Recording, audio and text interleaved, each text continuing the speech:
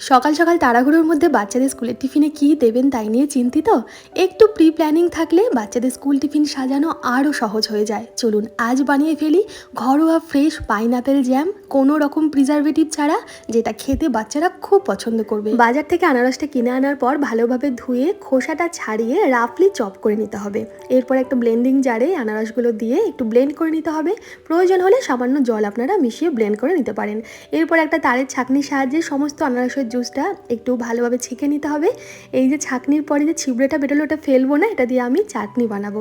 এরপর একটা ননস্টিকের প্যানে আনারসের জুসটা ঢেলে দিয়ে ফোটাতে দেবো।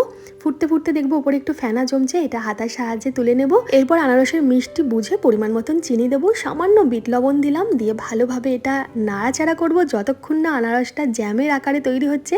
নামানোর 2 মিনিট আগে দেবো একটু পাতিলেবুর রস। এতে জ্যামটা টক টক স্বাদের হবে, খেতেও ভালো লাগবে, আর ফ্রিজের বাইরেও অনেকদিন আপনারা রেখে দিতে পারবেন। ভালোভাবে ঠান্ডা করে জ্যামটাকে আমি কাঁচের জারে ভরে ভালোভাবে মুখ বন্ধ করে রেখে দেবো। এর টেক্সচারটা দেখেই বুঝতে পারছেন কত সুন্দর হয়েছে জ্যামটা, কত কম সময়ে বানানো হয়ে গেল। কোনো রকম কালার নেই, প্রিজারভেটিভ নেই, ঘরোয়া হেলদি খাবার। তাড়াহুড়োর জন্য আমি 2টো পাউরুটি টোস্ট করে তারপর জ্যাম মাখিয়ে দিয়েছি। আপনারা চাইলে আটার রুটি দিয়েও জ্যাম দিয়ে বাচ্চাদের দিতে পারেন। একটা ডিম সিদ্ধ, কয়েক টুকরো ড্রাগন আর খেজুরের সাথে আজকের টিফিন আইডিয়া কেমন লাগলো জানাবেন। রেসিপিটা এখনই সেভ করে রাখুন, কারণ বাচ্চারা এটা খেতে ভীষণ পছন্দ করবে।